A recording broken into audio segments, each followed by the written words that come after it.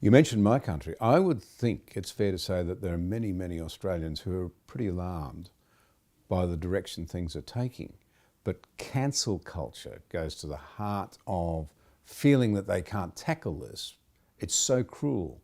It's so without mercy and forgiveness.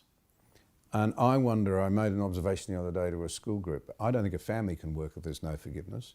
I don't believe a community can work without forgiveness. And I'm not sure society or a country can work without it.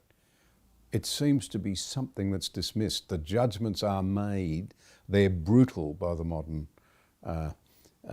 progressives or lefties or whatever you want to call them, this movement. It's very harsh in its condemnation. And there doesn't seem to be much of a route back if you've once been discarded. Mm-hmm. Well, the two main features of the problem of the radical left are the one we mentioned already, power. No truth, power. But the other is the lack of mercy. So the cancel culture is a part of that. And of course, that goes right back to the French Revolution. If you're accused, you're guilty. Bring on the tumbrils, let the guillotine fall.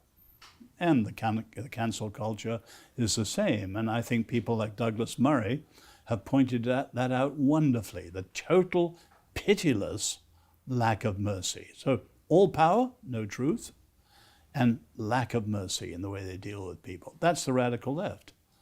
Now you take forgiveness. You can have cheap forgiveness, which is no good either, a soft forgiveness. But real forgiveness is costly. But it does two things. It forgives the past. Whatever the guilt, the burden of the past, gone. But it opens up the future. You have a future of a second chance rather than the ball and chain round you forever. So forgiveness is crucially related to freedom. Interesting illustration from history in my own country. It was a convict settlement. And one of our early governors who broke the mould was Lachlan Macquarie and his wife Elizabeth. And they insisted that when a convict had served their time, when they'd paid the price, they were to be set free and completely restored. There was tremendous resistance from the non-convict community, so bad that he was eventually recalled. But he'd set the pattern. They would invite former convicts to parties at Government House to say, you are now welcome back, restored, atoned. That sort of helped build a nation. Well, America's had a very dramatic example recently when a white supremacist, 21-year-old Dylan Roof, slaughtered 9 African Americans at a Bible study in Charleston. And you can see from what he put out ahead, he wanted to ignite a race war. But within 48 hours, the members of the family who were bereaved, they were allowed to address their words to him. And the very first one said, "I forgive you."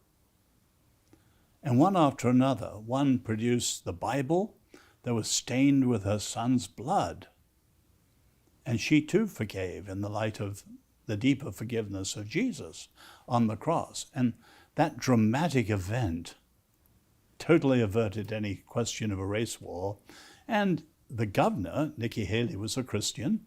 The previous governor had stood against the Confederate flag, and the two of them pulled down the Confederate flag, which has not flown since then in South Carolina. And it was a dramatic example of how forgiveness can really make a decisive political and social difference, not purely spiritual.